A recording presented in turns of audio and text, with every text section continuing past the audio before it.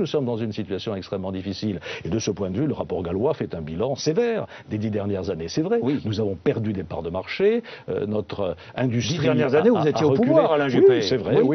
C'est un rapport qui engage son auteur, qui n'engage pas le gouvernement et pas le président de la République. Ça sert à prendre des décisions. Et il y aura sûrement beaucoup d'éléments à reprendre de ce rapport. Donc c'est vrai que j'ai aujourd'hui des doutes réels sur la capacité de François Hollande à prendre les décisions qui s'imposent. Et puis bingo, le rapport il n'est même pas paru qu'il est quasiment déjà enterré, il est en train de caler une armoire à Bercy, comme beaucoup de rapports. Donc... Le rapport Gallois, et ça c'est la nouveauté, il n'est même pas publié, qu'il est déjà mort. Généralement on les lisait, on savait ce qu'il y aurait dans le rapport Gallois, donc c'était pas la peine de le commander si on savait qu'on l'utiliserait pas.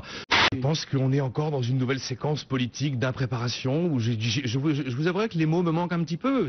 Mais aller enterrer un rapport pour le glisser sous les armoires avant même sa publication, c'est quand même du jamais vu. Puisque chacune des propositions qu'il a pu émettre jusqu'à présent ont été systématiquement sabordées par le gouvernement, y compris d'ailleurs par le chef de l'État. Non, le rapport Gallois n'est pas enterré. Défendu par le Premier ministre ces derniers jours, cette fois, c'est François Hollande qui le confirme.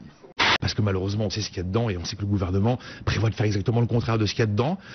C'est donc la quasi-totalité du rapport Gallois que le gouvernement a repris à son compte.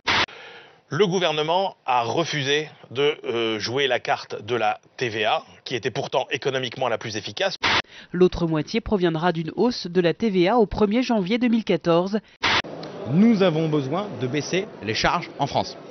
Le problème, c'est que le gouvernement ne fait pas une baisse de charges. Le Premier ministre annonce également une baisse des cotisations sur les salaires jusqu'à 2,5 fois le SMIC. Il n'y aura pas de choc, il n'y aura pas de loi à l'Assemblée nationale pour ça. Mais là, je trouve encore la séquence politique se finit en nœud de boudin. On a vraiment l'impression du dilettantisme et de la fumisterie politique, ça me dérange pas mal. Si, vraiment, vous allez loin.